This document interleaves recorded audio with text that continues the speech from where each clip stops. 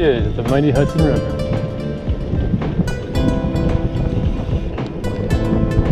And the boat launch area.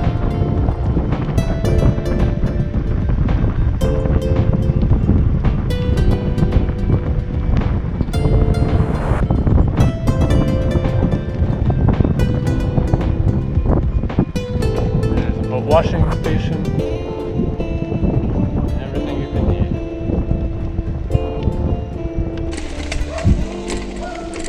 Story walk.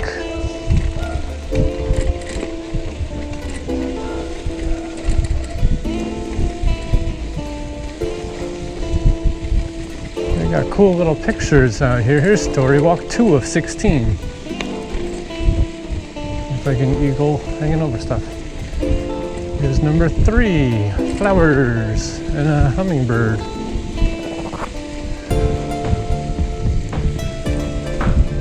Number 4, is that a peacock and owls? Here's number 5. Oh, looks like a book then. Got some birds and stuff.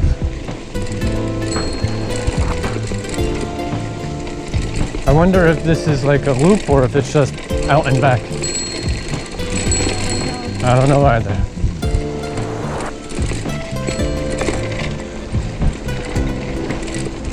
The Hudson River is on our right.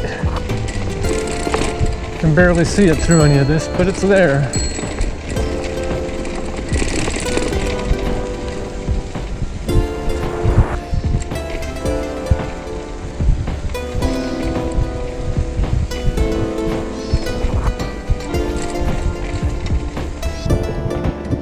I like how it's nice and wide, nice and shaded, not too hot.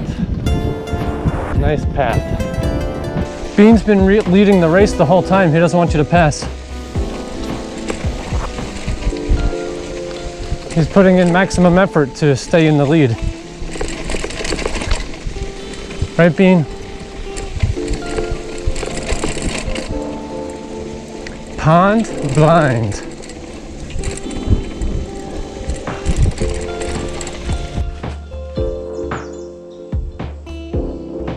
Oh, it's a bird watching shelter. Think inside the box. Stand in there, check out all the birdie birds. Constructed in cooperation with the Audubon Society of the Capital Region. Shelter is one of several such wildlife viewing destinations already built or in the planning at Schodack Island State Park. Recording your bird observations in the shelter register will help add valuable data to the park's scientific record. Stop in the park office to learn more.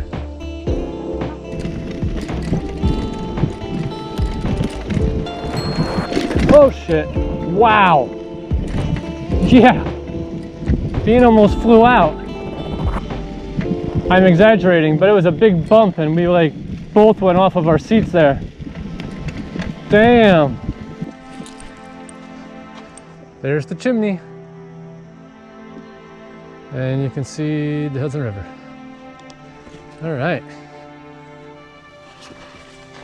Now let's go read what the chimney is. The Ice House Chimney. In front of you stands the chimney from the Miller and Whitbeck Ice House. When it was operating, this moderately sized facility held 18,000 tons of ice for distribution in the warm months. Wooden ice houses and their accompanying brick smokestacks were once a regular sight along the Hudson River in the mid-19th and early 20th centuries. They dotted the Hudson River's edge from Poughkeepsie to Troy, especially concentrated in Greene and Rensselaer counties. Where conditions were right, 16-inch thick blocks were harvested between January and March each winter.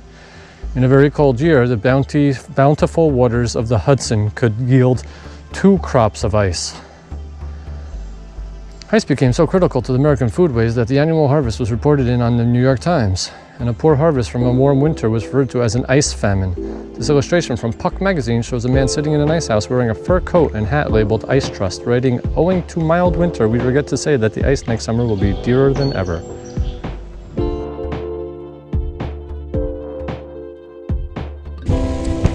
After picking up the sunglasses and mask that fell on the floor, on the ground on a big bouncy bounce. Got an extra 1.5 miles or 3 miles on that. And we're off!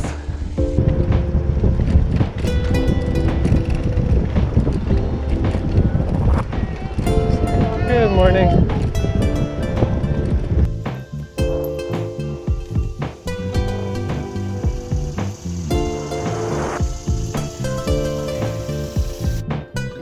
There's Bean. There's Anthony. Wait, where's Teddy? There he is! While Schodack Island State Park has been open for about 20 years, the campground here only opened in 2016. There are 43 sites that have electric, plus another 24 that are for tent only. As you can see by the site that we're passing now, the sites are fairly wide. You could probably fit at least 2 cars in. They have a fire ring, picnic table, nice hook in the back. It's pretty private, a lot of wooded areas.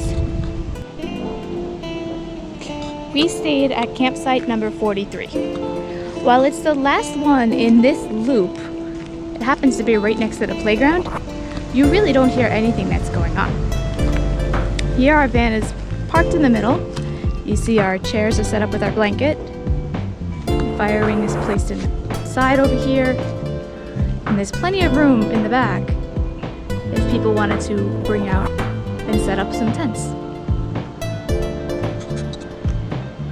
You can also see that we are in a pretty secluded site. Nice forestry around us. There are 2 sides to this campground. We have the riverside across the street, and where I'm standing right now is what's known as Creekside. And behind me you see the playground. And here's one of the 2 bathhouses. And both bathhouses have a lending library as well as a nice recycling station.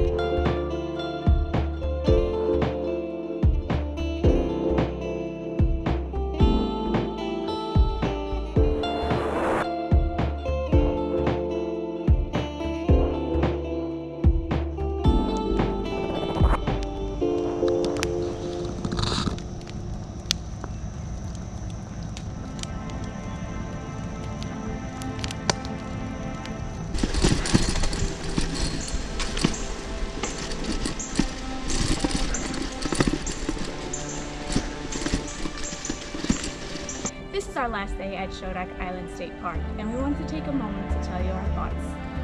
The campground is fairly large and is very spacious and secluded. There is a train that goes by 2 to 3 times a day, but most of the time you don't even recognize that as happening. There are 4 loops to the campground, and 3 of 4 of them have electric hookups, 50, 30, and 20 amp. And the last loop is non-electric, so it's pretty much just for tents only.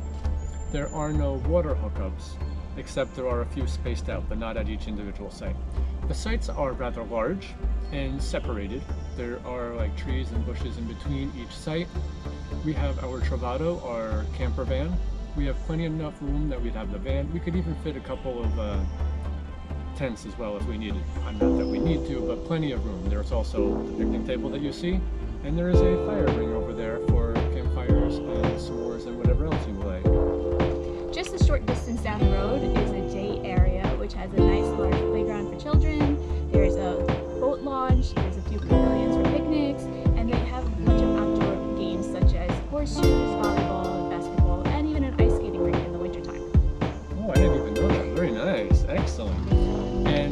about 8 miles of multi-use trails. You can bike, you can hike, you can run, you can use them for whatever you'd like. No motorized vehicles on most of the trails, however. Also, there is a 5K mapped out, the Soaring Eagle 5K. So if you want to run a 5K, you could do that. Most of the trails are rather large, pretty wide, so you can have a couple people back and forth. But the running one, the 5K, gets pretty narrow at spots, so you have to be careful with that. There is also a story walk for kids, which is less than a half a mile around right by the pavilions, and there are little pictures along the way with a short story that you can stop and read with the kids as you go. The one thing we did not get a chance to do was kayak. There is a kayak launch right by the entrance to the park, and there is a parking lot, but there's about a quarter of a mile walk from the parking lot to the launch itself, and also the kayak, it has to be tidal, so you have to make sure you know the times and go when it's high tide. Overall, we enjoyed our experience here. It was a very nice few days that we spent at Schodack Island State Park. So if you like this video, please give it a thumbs up. Aham is already giving it a thumbs up, so I hope you do too. Or leave a comment below. We'd love to hear comments and ideas that you might have for other videos and different campgrounds in the area or things like that. Thank you for joining Stelbot Adventures at Schodack Island State Park in New York. Please subscribe below and see you on the next adventure.